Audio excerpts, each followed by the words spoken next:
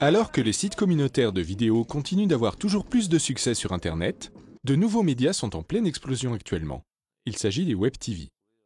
Alors le streaming, c'est d'un point de vue spectateur, c'est regarder un flux vidéo en direct dans ce qu'on appelle un player ou un lecteur.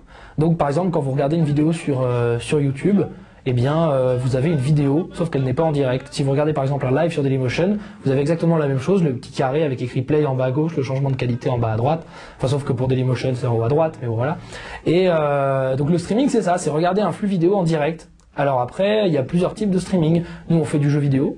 Donc comme je l'ai dit un petit peu, il y a en gros deux grands types de streaming jeux vidéo actuels. C'est le live play ou le shootcast. C'est-à-dire que le live play, c'est quelqu'un qui se filme en train de jouer ou plusieurs personnes qui se filment en train de jouer et on regarde leurs actions. Et en fonction de ça, on a plusieurs types de live, soit de l'humour, soit de la technique, soit du niveau pro, soit les deux en même temps, etc. Soit on a le shootcast. Donc le shootcast, c'est le commentaire de compétition. Donc parce qu'il y a des compétitions de jeux vidéo actuellement, comme dans les plus grandes compétitions, de l'argent à gagner au bout, des titres, etc., des compétitions qui qualifient pour d'autres grandes compétitions. Et voilà, donc shootcast et liveplay, c'est les deux grandes familles du streaming, on va dire. Rien qu'en France, des dizaines de milliers de personnes se connectent chaque jour pour passer quelques minutes ou quelques heures devant ces transmissions très souvent en direct. Zerator, spécialiste e-sport que vous aviez pu voir déjà dans Skill, vient de monter une nouvelle structure, la ZTV. J'ai vu quelqu'un faire ça sur internet, il commentait une compétition de StarCraft 2 et je me suis dit il est trop nul. En fait je me suis dit non mais c'est pas possible, le mec est trop mou, il donne aucune énergie, aucune envie. Moi j'aimerais bien essayer et j'ai essayé et bon il y avait 2-3 personnes qui regardaient à l'époque, hein, il y avait personne et ça m'a vachement plu même s'il n'y avait pas forcément des retours à l'époque puisqu'il n'y avait pas grand monde. Moi j'ai trop adoré, je me suis donné à fond et tout comme un malade, je gueulais comme un porc et voilà ça a plu aux gens après et après j'ai gravi les échelons et je me retrouve là maintenant. Pour créer cette boîte, ça s'est pas fait du jour au lendemain. Je suis passé par plusieurs structures et par plusieurs entités. Donc il y a des associations, des entreprises, ou même rien du tout, juste des sites web parfois. Parmi ceux-là, il y a eu Team AA, Dream of Starcraft 2, O-Gaming, Millennium. Je suis passé à peu près dans toutes les grands sites web qui font ça en France. Ma dernière expérience c'était chez Millennium. J'étais en CDI, en employé, en tant que chef de projet. C'était mon premier CDI d'ailleurs et j'ai appris énormément de choses là-bas, j'ai rencontré énormément de gens, c'est là-bas que le métier professionnel a commencé à venir puisque je m'occupais du studio et c'était super, l'aventure était top, mais j'avais des envies de me lancer tout seul et c'est vrai que quand on est dans une boîte, il y a des choses qu'on peut pas faire parce qu'on est dépendant de certaines personnes, de certains process, etc. Et moi, je me disais que j'étais jeune et que si je le faisais pas maintenant, je le ferais jamais. Donc j'ai tenté l'aventure, je me suis lancé tout seul, enfin pas tout seul, en fait je me suis lancé avec deux associés, donc qui sont Nathan et Julie, et on apporte chacun notre expérience là-dessus, en fonction de ce qu'on sait faire, de ce qu'on a déjà fait, et on se forme les uns les autres sur ce qu'on sait faire et ce qu'on a déjà fait. Donc c'est très enrichissant, humainement et techniquement, puisqu'on part de rien, et c'est top. Il existe de plus en plus de chaînes de ce type. Beaucoup sont amateurs, quelques-unes sont professionnelles. Grâce à des plateformes de streaming ouvertes à tous et qui rémunèrent à travers l'insertion de publicités, beaucoup se laissent tenter par l'expérience. Économiquement, cela devient possible. Ce qui nous rémunère, c'est la publicité. Donc on a 2 minutes de pub toutes les 30 minutes. Donc on a 4 minutes de pub par heure, ce qui est moins que la télévision. Et ça nous permet aussi de faire des pauses en plus. Parce que c'est vrai que jouer, parfois parler en même temps, avoir la lumière, etc. On est très concentré, ça peut fatiguer, etc. On peut boire un petit verre d'eau, tout ça. Donc 4 minutes de pub par heure, ça nous permet de nous reposer, ça nous permet de nous rémunérer.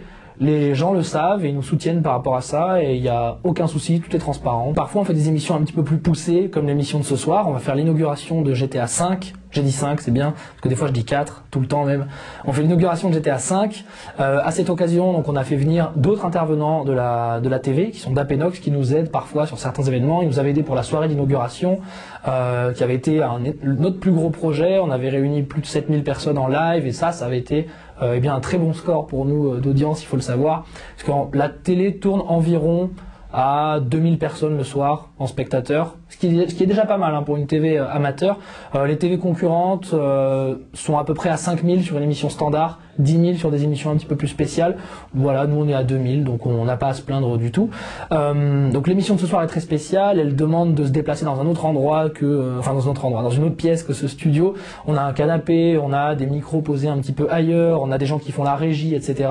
Donc c'est vrai que ça demande un petit peu plus de moyens et un petit peu plus de concentration tout simplement. L'émission dure 4 heures en plus et on a de plus en plus d'émissions spéciales comme ça qui vont arriver. On avait fait le Rush de Mist of Pandaria chez Millennium, on va avoir le Rush Wildstar l'an prochain qu'on va faire, on va avoir les compétitions de Trackmania qu'on va faire. Enfin il y a beaucoup d'émissions spéciales comme ça qu'on fait. On aime beaucoup les faire parce que c'est particulier et même nous ça nous sort de notre routine on est devant notre ordi comme ça et tout.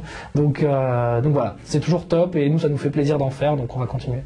Contrairement aux sites de vidéo, les Web TV proposent en majorité du direct avec la force de l'interaction immédiate avec les spectateurs. Ce n'est sans doute que le début d'un nouveau bouleversement des médias dû à Internet. Nous en fait, sur notre écran de gauche, celui que les gens ne voient pas, on a toute une fenêtre où les gens peuvent nous parler en direct et ils savent qu'on le regarde et donc ils nous écrivent en pleine émission. Alors c'est pas des messages d'amour ou de remerciement, enfin il y en a parfois ou des messages de haine, mais par exemple si on est coincé dans un jeu, on a quelqu'un sur le chat qui va dire hey, il faut que tu ailles à droite et donc on va aller à droite et en plus on va dire oh merci Alex du 92 de nous avoir dit va à droite et donc le type est super content, ça donne un air beaucoup plus vivant et humain à la Web TV et je pense que c'est la force actuelle de la Web TV par rapport à la télévision. Après ça a aussi ses limites dans le sens où quand on commence à avoir trop de spectateurs, on peut pas lire tous les messages et on a le syndrome du je passe à la télé, c'est un syndrome que j'ai inventé. C'est-à-dire qu'il y a des gens qui font tout pour qu'on lise leurs messages. Alors ils vont envoyer par exemple, je sais pas, pénis 15 fois en majuscule sur le chat et pour qu'on le lise ou qu'on réagisse, qu'on dise ah bah dis donc tiens il a écrit ça, etc. Donc voilà, donc il y a ce syndrome qui est très fort chez nous. Parfois quand on joue à un jeu vidéo aussi, les gens peuvent nous rejoindre sur le jeu. Par exemple quand on joue à des jeux avec des parties ouvertes, type World of Warcraft, ce genre de choses. C'est vrai que les gens se mettent devant nous en live et ils sautent jusqu'à ce qu'on dise bon toi est-ce que tu pourras arrêter de sauter s'il te plaît. Et donc des fois c'est un petit peu contraignant d'avoir cette interaction. Mais dans l'ensemble, c'est quand même ultra positif et super motivant, puisque à chaque fois qu'on fait quelque chose, on a la réaction des gens en direct, on sait si ça plaît, on sait si ça plaît pas, et c'est une grande force, c'est vrai. C'est la fin.